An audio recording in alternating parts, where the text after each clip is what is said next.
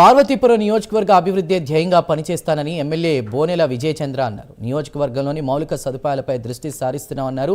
నియోజకవర్గ ప్రజలకు మెరుగైన వైద్య సేవలు అందేలా ఏరియా ఆసుపత్రిని తీర్చిదిద్దుతా అంటున్న ఎమ్మెల్యే బోనెల విజయచంద్రతో మా ప్రతినిధి Nagendra face to face. Parvathipuram అనేది విడివడి ప్రత్యేక జిల్లాగా ఏర్పడినటువంటి పరిస్థితిని మనం చూసాం. పార్వతీపురం ఇప్పుడు జిల్లా కేంద్రం కూడా అయింది. జిల్లా కేంద్రంలో అనేకమైన వసతులు కావాల్సినటువంటి అవసరం ఉంది. అడ్మినిస్ట్రేషన్ భవనాలు కూడా అవసరం ఉంది. మరోవైపు పార్వతీపురం జిల్లా కేంద్రానికి ఆయుపట్టు లాంటి నియోజకవర్గం పార్వతీపురం జిల్లా కేంద్రం ఉన్నటువంటి పార్వతీపురం నియోజకవర్గ కేంద్రంగానే చెప్పాలి.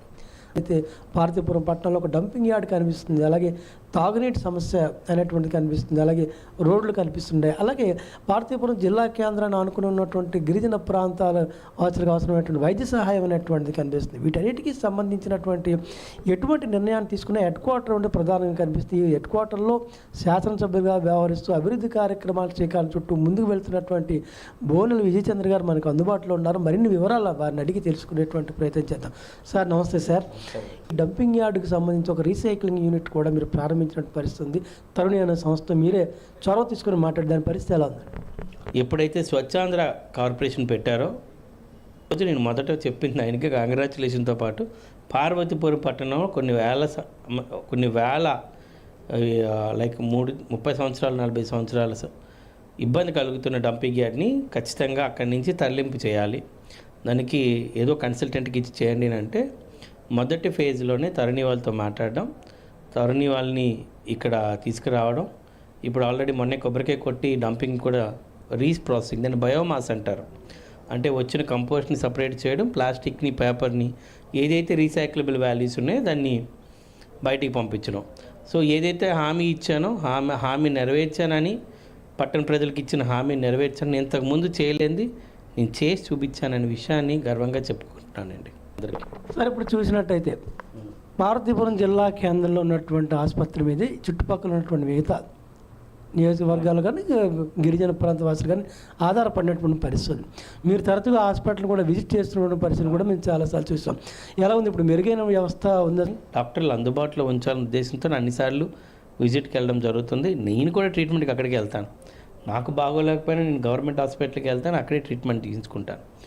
సో దీన్ని కొంచెం ఎక్కువగా తీసుకురావాలని 150 బెడ్స్ ఉన్న హాస్పిటల్ని 250గా ఫంక్షనల్ బెడ్గా చేయించుకున్నాం. 250 ఫంక్షనల్ బెడ్గా చేయించుకున్నాం. దానికి తగ్గట్టుగా స్టాఫ్ని కూడా తీసుకోవడం జరిగింది. దానికి తగ్గట్టుగా గ్రౌండ్ స్టాఫ్ని కూడా తీసుకోవడం జరిగింది. దాని పక్కనే మల్టీ స్పెషాలిటీ హాస్పిటల్ కూడా కడుతున్నాం. మీరు చూస్తే బిల్డింగ్ కూడా ఉంది, ఎన్సీసీ వాళ్ళు కడుతున్నారు. దాన్ని కూడా కంప్లీట్ చేయగలిగితే ఇంకో 150 బెడ్స్, అంటే దాదాపుగా అది 150 ఇప్పుడున్న పాత హాస్పిటల్ని ఓన్లీ ఫర్ గైనిక్ వార్డ్ కింద మార్చుకొని ఇప్పుడు కొత్త హాస్పిటల్ ఏదైతే వస్తుందో ఆ హాస్పిటల్ని 300 బెడెడ్ హాస్పిటల్గా అన్ని సౌకర్యాలతో తీసుకురావడం జరుగుతుంది. ఎందుకంటే ఇక్కడున్న ప్రెజరు మీరు చెప్పినట్లు గిరిజన ప్రాంతాల నుంచి వస్తున్నారు, అలాగే పక్కనున్న ఒడిశా రాష్ట్రాల నుంచి వస్తున్నారు, ఇటు పక్కనున్న మండలాలందరూ కూడా ఇటే వస్తున్నారు. ఇటుపక్క నుంచి మక్కువ వాళ్ళు వస్తారు, కృపం వాళ్ళు వస్తారు, పాలకొండ, వీరఘట్టం. ఇక్కడి నుంచి పేషెంటు విజయనగరంకి, విశాఖపట్నంకి రిఫర్ చేయకూడదు. నా జిల్లాలోనే ట్రీట్మెంట్ జరగాలి, నా హాస్పిటల్లోనే ట్రీట్మెంట్ జరగాలి. హార్ట్ అటాక్ వచ్చిందని చెప్పి వైజాగ్కి, ఆపరేషన్ చేయించాలని వైజాగ్కి వెళ్ళే పరిస్థితి లేకుండా ఇక్కడే హాస్పిటల్కి కావాల్సిన అందుబాటులో తీసుకురావడం జరుగుతుంది. ఈ 5 సంవత్సరాల్లో ఇచ్చిన హామీ ప్రకారం హాస్పిటల్, మంచినీరు, డంపింగ్ యార్డు అక్కడి నుంచి షిఫ్ట్ చేయడం, మౌలిక వసతులైన రోడ్లు, అలాగే మున్సిపాలిటీని కొంచెం ఇంకా సుందరీకరణ చేయడం.